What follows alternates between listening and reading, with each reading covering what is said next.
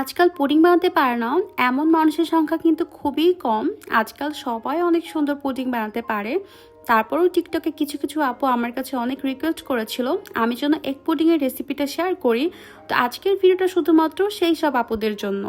আজকে আমি 1.5 লিটার পরিমাণ দুধের পুডিং বানাবো। তার জন্য দুধটা আমি খুব ভালো করে বেশ কিছু সময় ধরে জাল করে নিয়েছি। এরপর এতে আমি স্বাদ মতো চিনি অ্যাড করে দিয়েছি। আর চিনিটা দুধের সাথে জাল করে নিলে চিনি থেকে যে এক্সট্রা পানিটা বের হয় সেটা শুকিয়ে যায়।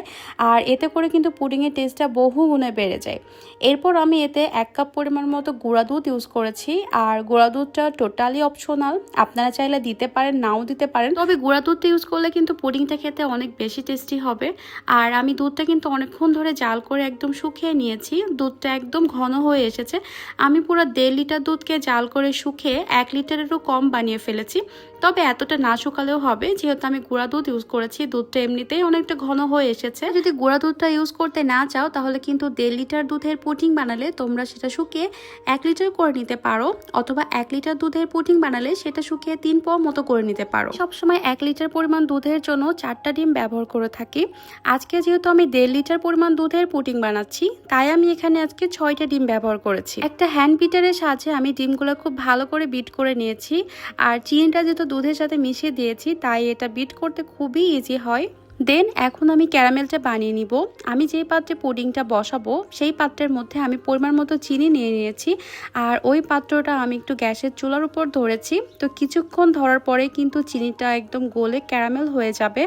আর আমি যেহেতু একটু গাঢ় ক্যারামেল পছন্দ করি তাই একটু বেশি করে এটা একটু পুড়িয়ে নিচ্ছিলাম যাতে কালারটা খুব ভালো আসে। এই কাজটা একটু সাবধানের সাথে করতে হবে, চারদিকে একটু ঘুরিয়ে ঘুরিয়ে ধরতে হবে যেন সব দিকে সমানভাবে কালারটা হয়। আমি এখন এটা একটু ঝাঁকিয়ে স্প্রেড করে নিচ্ছিলাম চারদিকে যেন এটা সব দিকে সমানভাবে হয়। এটা কিছুক্ষণ রেস্টে রেখে দিলে এটা সুন্দর মতো সেট হয়ে যাবে। যেই দুধটা আমি আগে থেকে রেডি করে রেখেছিলাম সেটা সুন্দর করে আমি ঠান্ডা করে নিয়েছি। এখন সেই দুধের মিশ্রণের সাথে ডিমের মিশ্রণটা খুব সুন্দর করে একটু মিশিয়ে নিচ্ছি। আর যেই ক্যারামেলটা আমি সেট করতে দিয়েছিলাম সেটা খুব সুন্দর মতো সেট হয়ে গিয়েছে। তো ওই পাত্রের মধ্যে এখন এই ডিমের মিশ্রণটা আমি একটা ছাঁকনির সাহায্যে সুন্দর করে ছেঁকে নিব।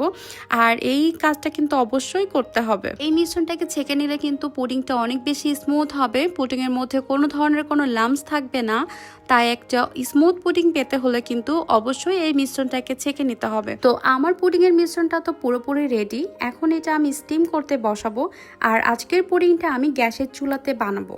যে পাত্রের মধ্যে আমি পুডিংটা স্টিম করতে বসাবো সেই পাত্রে একটা স্ট্যান্ড বসিয়ে নিয়েছি প্রথমে। আর সেই পাত্রে ফুটন্ত গরম পানি দিয়ে দিয়েছি। এখন আমার পুডিংয়ের পাত্রটা আমি ওখানে বসিয়ে দিয়েছি। আজকে যেহেতু আমি কেকের মোল্ডের মধ্যে বসিয়েছি পুডিংটা, তাই ওটার কোনো ঢাকনা ছিল না, তাই একটা বাটি দিয়ে আমি ওটা ঢেকে দিয়েছি।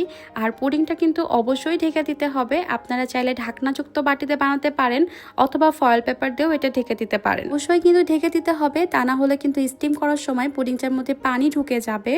আর পুডিংটা আমি লো টু মিডিয়াম হিটে 25 থেকে 30 মিনিট মতো জাল করে নিব। কিন্তু আমার সেদিন একটু ভুল হয়ে গিয়েছিল, আমি পুডিংটা চুলায় বসিয়ে ঘরে চলে গিয়েছিলাম, আমার আর পুডিংয়ের কথা মনে ছিল না। আমার পুডিংটা আমি অনেকক্ষণ ধরে জাল করে ফেলেছিলাম, প্রায় 40 থেকে 50 মিনিট মতো। তার জন্য আমার পুডিংটার ভেতরে অনেক বেশি ঝাঁঝরা মতো হয়ে গিয়েছিল। আর পুডিংটা যদি সঠিক তাপমাত্রায় 25 থেকে 30 মিনিট মতোই জাল করা হয় তাহলে কিন্তু পুডিংয়ের ভেতরটা খুব সুন্দর স্মুথ থাকে, কোনো ধরনের কোনো ছিদ্র হয় না। কিন্তু একটু বেশি হিট হয়ে গেলে বা বেশিক্ষণ জাল করা হলে কিন্তু পুডিংটা আমার পুডিংটার মতো ভেতরে অনেক বেশি ছিদ্র হয়ে যায়। পুডিংটা কিন্তু চুলা থেকে নামিয়ে অবশ্যই ঠান্ডা করে ফ্রিজে রাখতে হবে। ফ্রিজে অন্তত 1 ঘন্টা মতো সেট করে নিতে হবে, তাহলে কিন্তু পুডিংটা একদম পারফেক্ট হবে। আমার এই পুডিংটা কিন্তু একটু ছিদ্রযুক্ত হলেও এটা খেতে কিন্তু দারুণ টেস্ট হয়েছিল। আজকের এই রেসিপিতে কিন্তু আমি একদম ইন ডিটেলসে সব টিপস শেয়ার করেছি।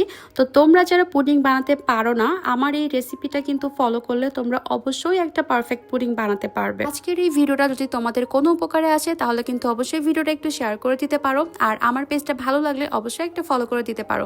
তো আজকের ভিডিওটা এখানেই শেষ করছি, দেখা হবে নেক্সট কোনো ভিডিওতে। সে পর্যন্ত তোমরা সবাই ভালো থেকো, সুস্থ থেকো। আল্লাহ হাফেজ।